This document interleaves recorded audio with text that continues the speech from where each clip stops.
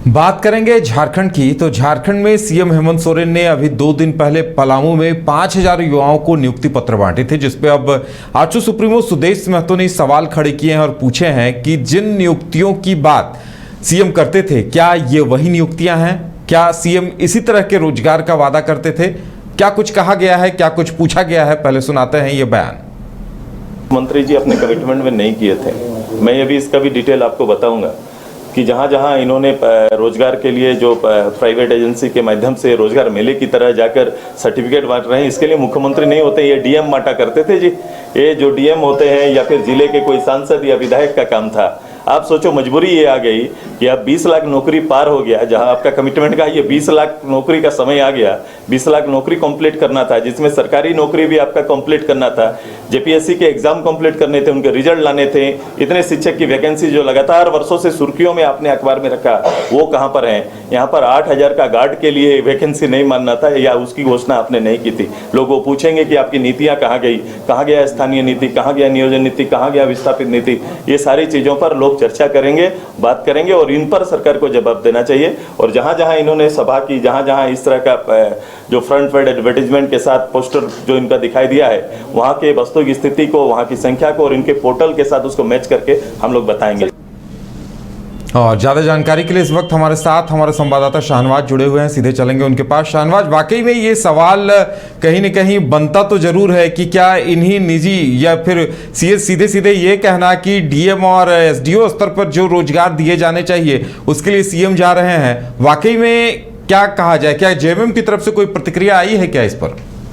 इस विषय पर जेएमएम की कोई प्रतिक्रिया तो नहीं आई है, लेकिन सुदेश महतो ये बताने की कोशिश कर रहे हैं कि जो रोजगार और जो नियोजन की बात मुख्यमंत्री हेमंत सोरेन 2019 के चुनाव से पहले और सरकार बनने के बाद जो कमिटमेंट, जो प्रतिबद्धता और जो वादा किया था, क्या यही वो रोज़गार हैं? ये रोज़गार वही हैं जो प्राइवेट नौकरियां हैं, दूसरे राज्यों में जाकर नौकरियां हैं, चंद पैसों के लिए ही नौकरियां हैं? क्या इससे जो छात्रों का जीवन बन पाएगा? क्या उनका मुस्तकबिल बन पाएगा? क्या उनका जो परिवार है वो भरण पोषण कर पाएगा?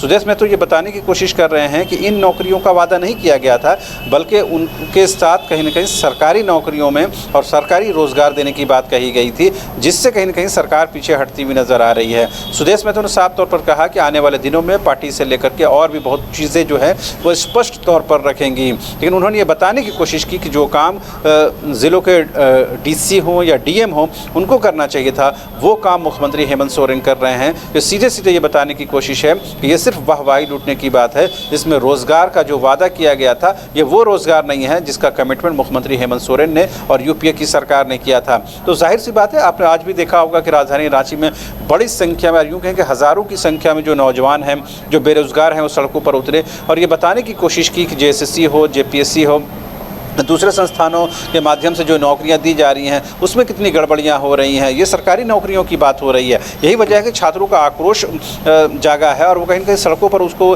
दिखाने की कोशिश कर रहे हैं। और इसी के सहारे सुदेश महतो जो एनडीए के सहयोगी पार्टी हैं, वो ये बताने की कोशिश कर रहे हैं कि इस रोज़गार का वादा नहीं किया गया था, ये रोज़गार तो कुछ और है जिसे मुख्यमंत्री भरमाने की कोशिश कर रहे हैं।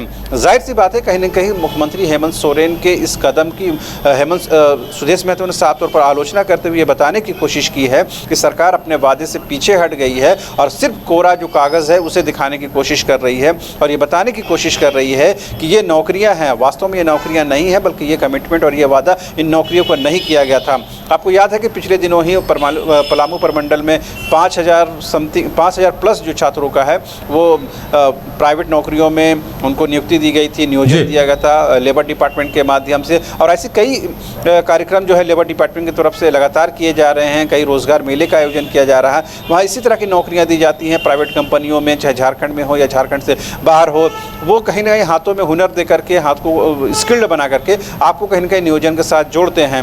लेकिन सुदेश में तो ये बताने की कोशिश कर रहे हैं कि सरकारी नौकरियों का जो वादा किया गया था उसका क्या है। और जब छात्र जो है बड़ी संख्या में सड़कों पर उतर रहे हैं उन नौकरियों में धांधली को लेकर के, उन नौकरियों में गड़बड़ियों को लेकर के, तो उस पर मुख्यमंत्री को अपना स्टैंड क्लियर करना चाहिए। जी बिल्कुल, और कहीं न कहीं ये सवाल उठता ही है क्योंकि रोजगार को लेकर एक तरफ अभ्यर्थी आंदोलन कर रहे हैं, उनका कहना है कि जो सरकारी नौकरियां हैं वहां बाहरी आ रहे हैं, सीटें बेची जा रही हैं और सिवा इन्फोटेक इन तमाम चीज़ों को लेकर युवाओं में आक्रोश है। निजी तौर पर अगर रोजगार दिए जा रहे हैं और सीएम वहां पहुंच रहे हैं तो जाहिर सी बात है ऐसे में सवाल तो उठेंगे और लगता है कि सत्ता पक्ष को भी आज नहीं तो कल इन मुद्दों का जवाब तो देना पड़ेगा। नहीं है और मुख्यमंत्री गाहे बगाहे ये बताने की भी कोशिश करते हैं कि तमाम लोगों को सरकारी नौकरियों के साथ कोई भी सरकार जोड़ नहीं सकती है। यही वजह है कि मुख्यमंत्री की तरफ से ये लगातार कहा जाता है कि स्वरोजगार कीजिए, अपना बिजनेस कीजिए, अपना कारोबार कीजिए। कई बार मुख्यमंत्री की और सरकार की इस बात को लेकर आलोचना भी हुई है जब मुख्यमंत्री ये कहते हैं कि आप कुक्कुट पालन कीजिए, मुर्गी पालन कीजिए, बकरी पालन कीजिए, इसमें स्वरोजगार कीजिए। तो जाहिर सी बात है छात्र इन चीज़ों के लिए तैयारियाँ नहीं करते हैं, पूरा अपना जो महत्वपूर्ण समय होता है अपने जीवन का वो उसमें तैयारियों में लगा देते हैं, प्रतियोगी परीक्षाओं की तैयारियों में अपने आप को शामिल करते हैं।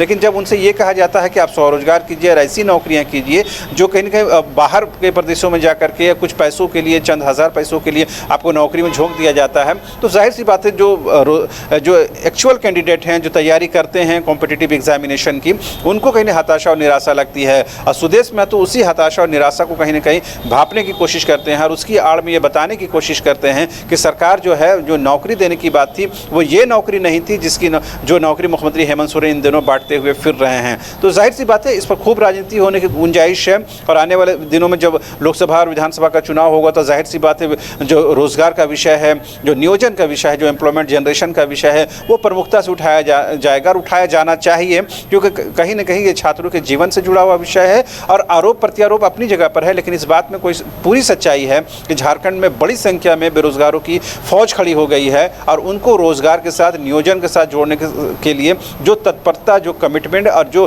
प्रतिबद्धता दिखाने की ज़रूरत थी उसमें कमी है। लिहाजा अब चूँकि सरकार के पास भी मुश्किल से 1 साल का वक्त बचा हुआ है, ऐसे में सरकार अपने वादों को पूरा नहीं करती है तो जाहिर सी बात है राजनीतिक तौर पर उन्हें नुकसान उठाना पड़ेगा। चलिए शाहनवाज, हमारे साथ जुड़ने के लिए और तमाम जानकारी देने के लिए आपका बहुत बहुत धन्यवाद। तो देखने वाली बात ये होगी कि आजसू की तरफ से जो ये सवाल खड़े किए जा रहे हैं उनका जवाब क्या कुछ आता है और सत्ता पक्ष की ओर से, जेएमएम की ओर से क्या कुछ इस पर कहा जाता है।